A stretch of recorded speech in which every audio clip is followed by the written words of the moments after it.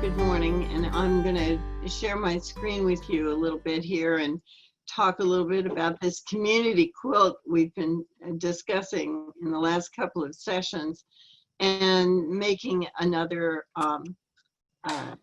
house.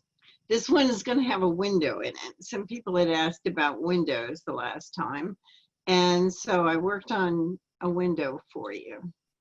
And I sent out a new handout that you have. So just, you can throw the other one away because the sizing wasn't perfect. So I tried to make it so that when you print it on your home printer, it'll come out exactly the right size. This is sort of what it looks like. And I put the same, in the same handout, you'll find the instructions for making a house with no windows, or with one window, or with two windows. And it's on 2 pages. So you have 1 page with the roof and 1 page with the bottom of the house with however many windows you want, okay? So it's in 2 pieces. And the trick is, before you start doing anything, measure the colored part, the long colored part, like that, like my red line. And that red line should be exactly 10 inches. And if it isn't 10 inches, then see if you can either photo enlarge the pattern or whatever it takes to get to 10 inches. If you have trouble with it, though, contact me. I can always mail you one in the mail. So it should be 10 inches this way and 10 inches this way. And then the way we're going to cut the pattern and use it, we also need these seam allowances. So don't forget you need the seam allowances. So you're going to cut it to 10.5. Okay, and in this case, I've chosen the one with 1 window here. So we're going to check the pattern size. You can see on this illustration, my pattern was a little bit short, so I had to organize that. And then I made you pattern pieces for the roof and the sky. The reason for that is when you're paper piecing things with angles, sometimes it's difficult, and so if you can pre-cut the piece, you'll get your angles more easily, and you'll save fabric. If you mess around with it, I usually have to do it 2 or 3 times, so I use up a lot of fabric. So that's why I made you the pattern pieces. But again, notice that I've trimmed it with the seam allowance. So I wrote seam allowance 1/4 inch beyond the color on all sides. Okay. So the first thing we do is trim those seam allowances to 1/4 inch. I've even made it 3/8 inch on the outside edges, so I have a little bit more play in it. And then rough cut this sky fabric. So we're gonna, in the case of the sky, we're gonna need 2 pieces that are like this, but they're mirror images of each other. The other one's gonna go over like that. And so we wanna double the longest side and cut the fabric to 5.5 by 12. So I really need 5.5 by 6 for each piece. I'm going to cut up 5.5 by 12 and fold it. So here I've folded the fabric. Here's your fold line, and put the pattern on top, and then I'll cut the pieces out, and I'll have 2 pieces that are mirror image. So this is the right side of the fabric. The wrong side of the fabric is more plain. It's subtle in this particular sky piece of fabric, but you see what I mean? So that when you get your 2 pieces, they're going to be mirror images on the 2 sides of your piece. So we'll cut those 2 pieces out using the pattern, and again, we're cutting the seam allowance. And we want to put this guy on the roof. So this is going to be my roof fabric, and I'll need a piece like that for the roof and 2 pieces for the sky, 1 on the left, 1 on the right, that are mirror images.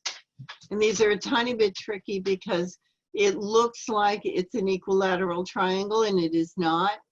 So it's longer on the top edge than it is on the side edge.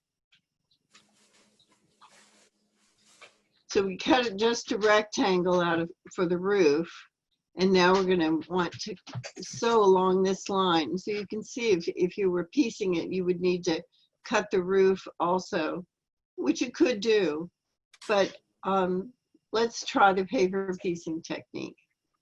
So I'm going to put these here, and I want them to be right side up on the right side of the fabric, which of course is right now on the reverse of this, right? So I'm looking at the paper on this side, and the right side of the roof fabric is down toward the mat. Okay, so the finished side is actually the flip side of this piece. So now I've turned it right side up. My pattern's on the bottom. The roof fabric is in the middle, and I'm putting the sky on the top the way I'm going to want it to be. So this is the right side of the sky looking up, and the right side of the roof looking up, and that's where I want it to be. So in order to get it there, we're going to have to flip this sky piece back and sew along this line.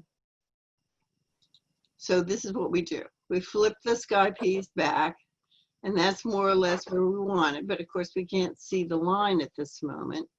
So we have to figure out how to align it exactly on that line on the pattern. So now I'm looking on the pattern side, and I'm sticking 2 pins, what I call my guide pins, at 2 junctions, so that I know exactly where I want that piece of sky fabric to be.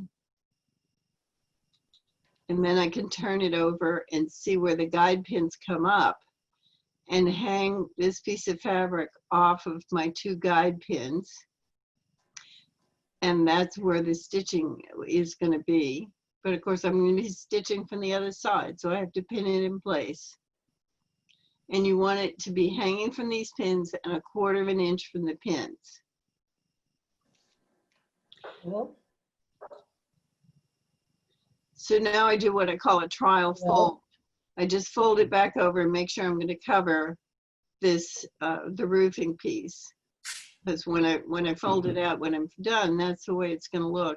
And I want to make sure it covers the roofing piece. You can see just a hint of the roofing piece under there. The first time I did this piece, by the way, I did it too deep, and I thought I'd show you what happens when you do that. I hung it too deep. This seam is too deep. So then when I turned it back over to iron it, it did not cover the roofing part. So I have to rip it out. But I wanted to show you, if you're going to rip, don't forget we've got paper on the other side here, but I'm ripping from the fabric side. Because if you try ripping from the paper side, you'll probably rip the paper. So best to do it from the fabric side. Where are you? So now I'm trying again. I'm going to hang it from the pins. You can see this is the line of stitching that I did that was wrong. It was too deep.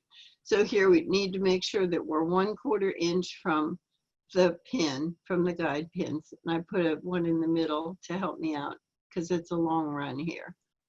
So I make my seam depth, then I'm going to turn it over and stitch it and turn it back, and now it's just perfect. And we're going to do the second piece in the same way. So I always lay it out like this so I know I've got my right sides up in the right place and so forth. And I'm going to flip this piece over like that and put guide pins in and hang it like we did before.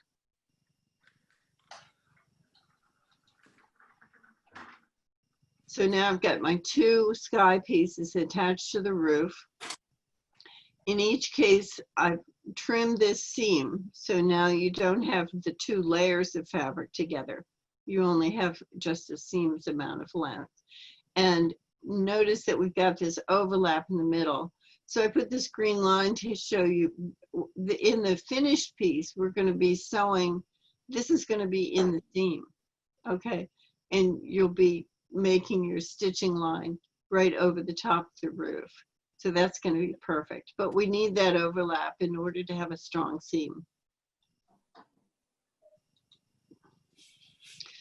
So now we've got the roof and sky, and we're going to turn to the house. And again, we're going to test the pattern, make sure it's the right size, and get it to the right size.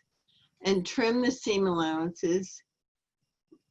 Be sure to leave the whole pattern intact. This whole page is going to be one unit, and we'll build the unit out as we go. So we have numbers on this pattern, C1, C2, C3. So this is section C, piece 1, 2, 3, etc. So you just follow the numbering scheme that's on the pattern, and it shows you the strategy for building this out from the center. So the way it's done is, way it's planned here is we would start with piece 1, add piece 2, add piece 3. But I'm going to change this up a little bit because we talked about last week that Betty wanted to put curtains in her window. So I worked with what that might look like. So with my pen and pencil and the help of a ruler to correct my sketching here, I drew some drapes for this window. So if I'm going to start with that, then I've essentially changed the numbering system, and I'll tell you about that. And so these are the curtains that I picked. I'm going to put these yellow curtains in there, and I've got a valance and drapes. So now we need to not only plan the colors, but the sort of strategy, the layering, if you will. So I'm thinking, as I look at the front of the house, what's the thing that's closest to the glass? So the thing that's closest to glass is actually these drapes. So we have the glass, and then the curtains, and then the interior of the room, right? So we're looking through the glass into the interior of the room. And we're going to start with the innermost layer, which would be the interior of the house. Then we're going to add pieces 2, 3, and 4. And then we'll add the other exterior pieces of the house, C1, C3. Okay, does that make sense? Anybody have any questions up to this point? No, but you're a very good teacher. Thank you.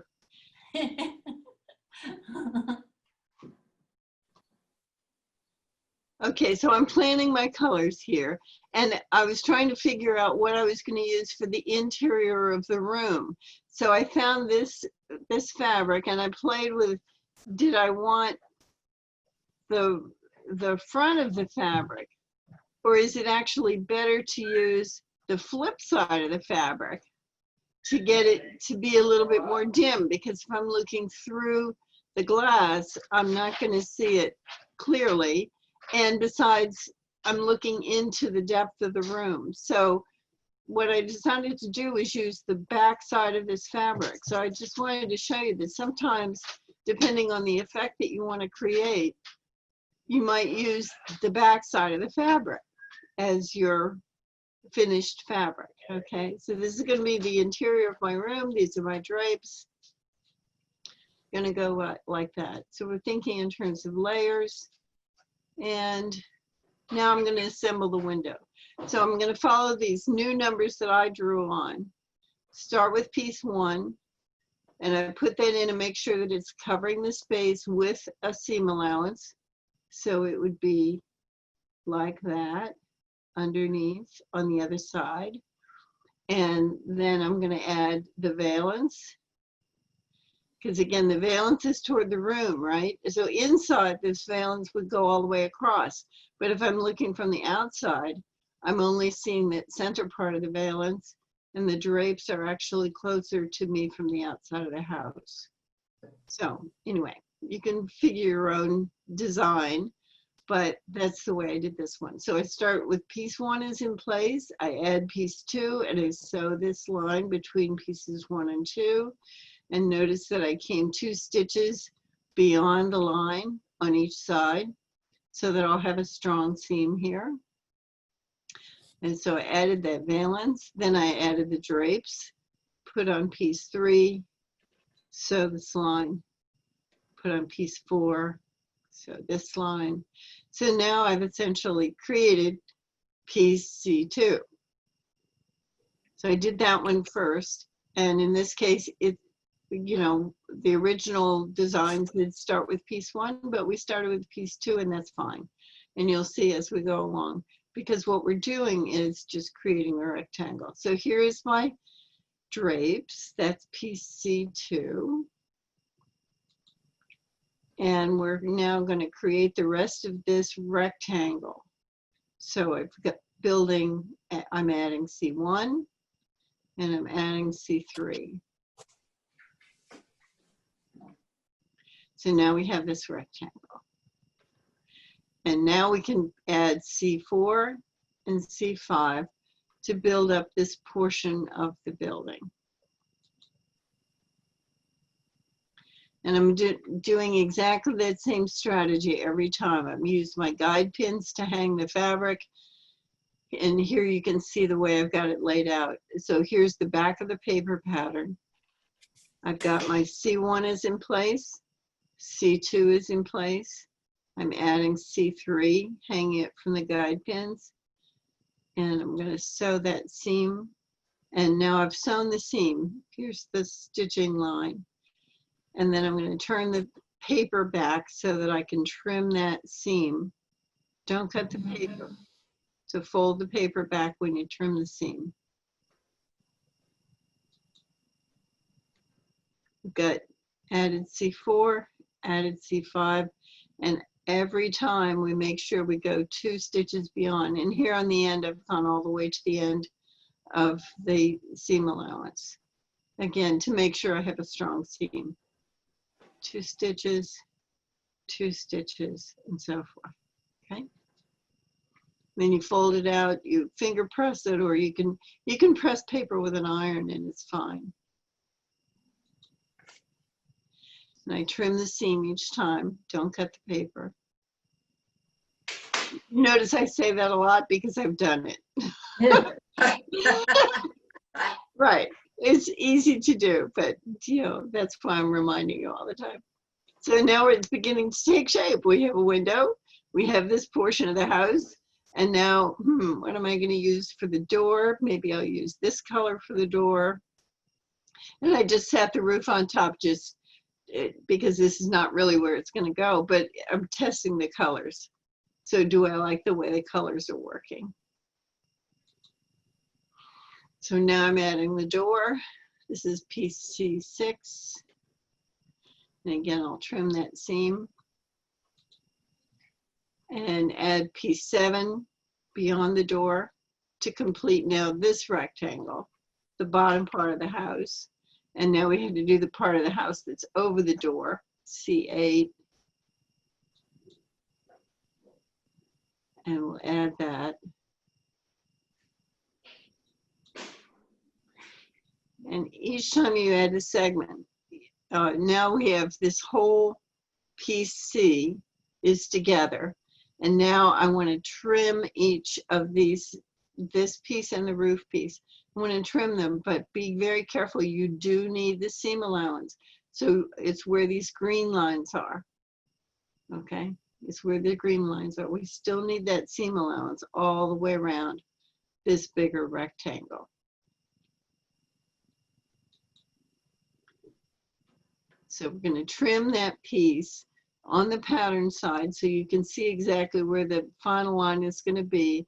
And here I've left 3/8 of an inch on the outer edges just to give myself a little bit more, but 1/4 of an inch here on the sides that are going to be the one that's going to, this roof is going to join the house. So here I needed to be 1/4 of an inch. And the reason for that is then I'll know where to sew. So now that I have those pieces all ready, it's time to raise the roof. Oh, and I put this piece upside down, but anyway, you get the idea. All right, so now we're going to put A and C together. And since we've already trimmed those seam allowances, we don't really need the paper anymore. And so this is the time we're going to take the paper off before we sew that seam. So, and because it's easier now, the fewer seams you have to deal with, the easier it is to take the paper off. So we're going to fold the paper on every seam and I score it with my fingernail or something and just make it as sharp as you can. And I made this really big so you could see this perforated edge on the sewing line. And you just pull it gently away from the sewing line because you don't want to rip the seam, but you do want to remove the paper. So that was pretty easy. There were only 3 pieces of paper to take out. This is going to be a little bit more complex. So I'm going to take each one of these pieces out, fold it, score it, gently pull it away from the stitching line. And the smaller the piece, the more tricky it gets. So here I've used my handy dandy seam ripper as just a gentle little tool to just pull that away from the stitching line. I'm just working under it. I'm not using it like a seam ripper. I'm just really using it as a finger. You know, I would have done that with my finger, but it's too small. So I'm using it as a pseudo finger to go underneath there and just nudge it away from the seam line. Pulling it, scoring it. And here you can see me scoring it with my fingernail, just to try to perforate that edge really a little bit more. And here you can see with my 2 stitches that went in, it instead of ripping away from the seam, it ripped here, which now I'm going to have to very carefully get that away. So maybe if you have a tweezers, you could pull at that or something like that. It's going to need a little tool to help you get that little bit away. And here's my house, and then you get to decorate it. So I decorated it like this one. Just add whatever you wish. I was thinking we could do if we can applique a cloud or a chimney like I did on the other one, or whatever you want to do. And this again is the concept that we're working toward. Everybody's going to make their own unique little house, or some trees, or something more complicated, however you wish. But I think when we put them together, they're going to be really charming. So there you can see my little house in the concept. So what do you think? What comes up for you? What questions do you have? I'm glad you showed me how to, do the curtains. I was being really ambitious last week, thinking up of some ideas. And what I ended up doing, and I was playing, last week, I was looking at all the pictures of the different houses. And so you probably can't see it too well because I don't have any material, but, I had all that flannel that Rusty gave me. So I ended up, instead of doing that pointed roof, I like that more of a straighter roof because he kept talking about having that point meet. So I ended up doing this Mansard roof. It's called a Mansard roof. Yeah. Yeah. And then I played with a pillow, so I did a picture window. So Great. so I just kind of like, sat there and came up with my, like how many inches I needed for, whatever. So, but Excellent. yeah, so. Great ideas. Yeah, and I was thinking maybe doing it when you said clouds. I was thinking of maybe doing applique, with clouds, or I was thinking, right. Maybe embroider flowers. I don't know. I have plenty of time. All of that sounds great. I have a question. Is there like I was measuring the 4-inch square, so I'd measure the size of this, and then is there any way to kind of, triple, or like number 6 turns out to be 5/8 by 3/8. Is there any way to kind of rule of thumb, how So you don't cut a piece of fabric too short? Does that make Yeah, sense? what I do is cut a strip. So like, there are some places in the, well, like when we're building that, of the center strip where the window was, we know that we're gonna need pieces of the exterior of the house that are that width. Uh-huh.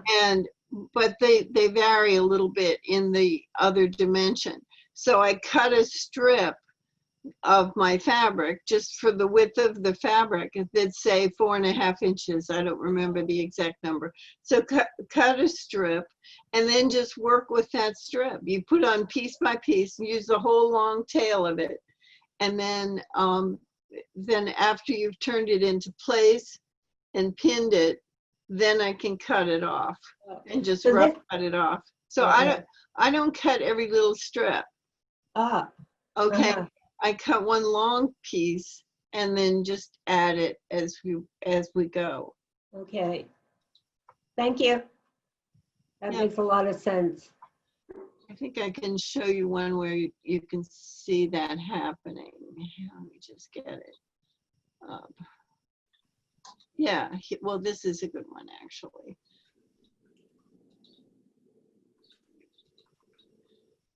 Share screen. This guy. So here, you see, this is, I haven't cut this piece. This is probably more than 1 foot long. But the width is right. Maybe it's a little bit generous. You know, cut it 1/4 inch bigger than you really need it. That's all right, whatever. But I don't cut the other dimension. I go ahead and use it with its long tail still on. And then once I've folded it out, then I'll trim it off to the size.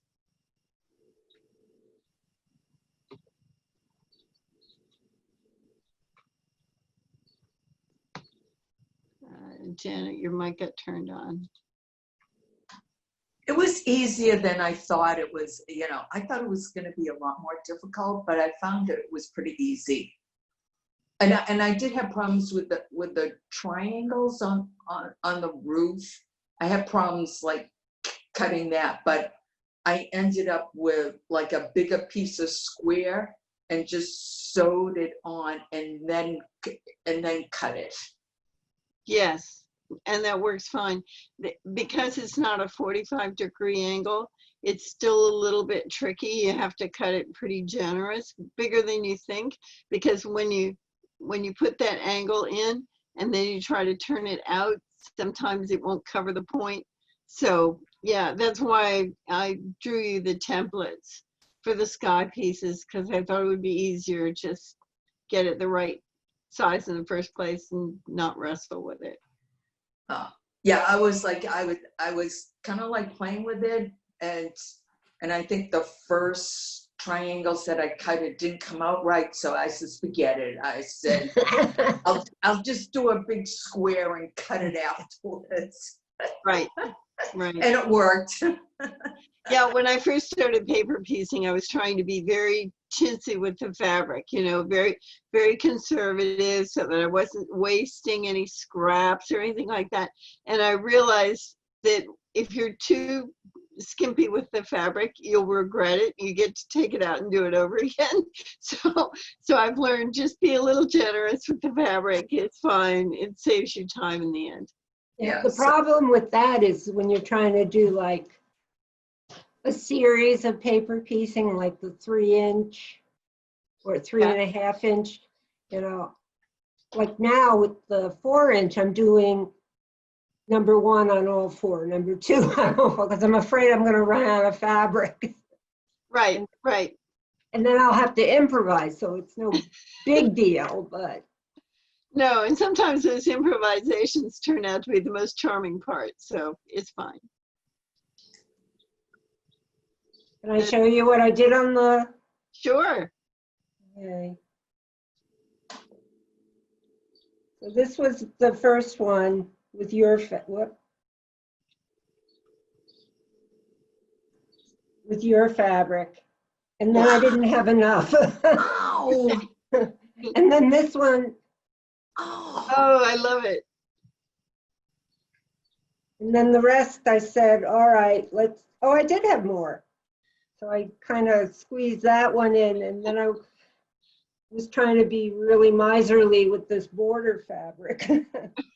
No, I only had one. So then to be consistent, I had a, Oh, that's beautiful. thank you. But Great job. Well, you want to know what I did with it? Because I don't do quilting. I'm sorry. Maybe one day. I am getting this. This class is inspiring. I've been sewing masks, so I ran out of fabric, and I used the fabric you sent me, Joyce, to make a mask. I have to take a picture of it, and I'll show you next Tuesday. Okay, okay, great, My grandchildren, they would love it. good. So Good. colorful. do you think you'll want to use the 3.5 maybe for the border or something? We might, that's a great idea. Yeah, Because I can tell you right off, it was a lot easier using that paper than using the printer paper on this. But your pin, sticking the pins in is a big help. Yeah. Kind of right. guiding that way. Can I share a little something that I learned from a 10-year-old boy? Sure.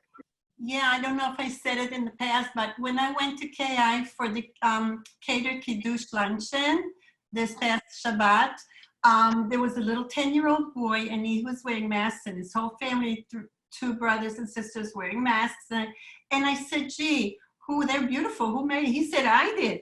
And how did you make the things, around the ears? He said, you take pantyhose or leggings and you cut them. Oh, I think I told you this. Yes, it's actually on our instructional video. Yeah. Oh, okay, Yeah. It works Yeah. great. Yeah, Yeah, it does work well. thank you. And you're right, 1.5 inches is better than 1 inch. 1 inch, it kind of tends to fray, right? Or, Yeah. Yeah. Gives it a little more room for error if you use 1.5 inches. Yeah, thank you so much. You're welcome, Leah. Thank you. So Yeah, my problem is I haven't worn pantyhose since the day I retired.